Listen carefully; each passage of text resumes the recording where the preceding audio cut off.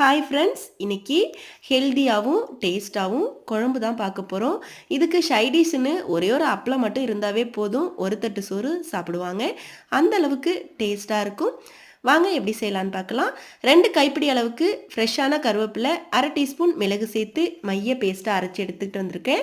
மண் சட்டியில் 2 table spoon எண்ணெய் விட்டுட்டு 1/2 டீஸ்பூன் கடுகு, 1/4 டீஸ்பூன் வெந்தயம், ஒரு கொத்து கருவேப்பிலை, 15 சின்ன வெங்காயம், 15 பல் பூண்டு, ஒரு தக்காளி பழம், அரைச்சி வச்ச கருவேப்பிலை பேஸ்ட்டு சேர்த்து நல்லா வதக்கிட்டு எண்ணெய் பிரிஞ்சு வந்ததும் 2 டேபிள் ஸ்பூன் அளவுக்கு குழம்பு மிளகாய் தூள், 3/4 டீஸ்பூன் சாம்பார் பொடி, 1/2 டீஸ்பூன் தனி மிளகாய் பொடி சேர்த்துட்டு நல்லா வதக்கி விட்ட பிறகு சின்ன லெமன் சைஸுக்கு புளியில் 1 கப் அளவுக்கு புளி தண்ணி எடுத்து வச்சுருந்தேன். அதை இது கூட சேர்த்துட்டு கலந்து விடணும். கலந்து விட்டுட்டு குழம்புக்கு தேவையான அளவு 3/4 டீஸ்பூன் அளவுக்கு கல்லுப்பு சேர்த்து கலந்து விட்டு மூடி போட்டு கொதிக்க வச்சு எடுத்தோன்னா கருவேப்பிலை குழம்பு ரெடி ஆயிட்டுங்க.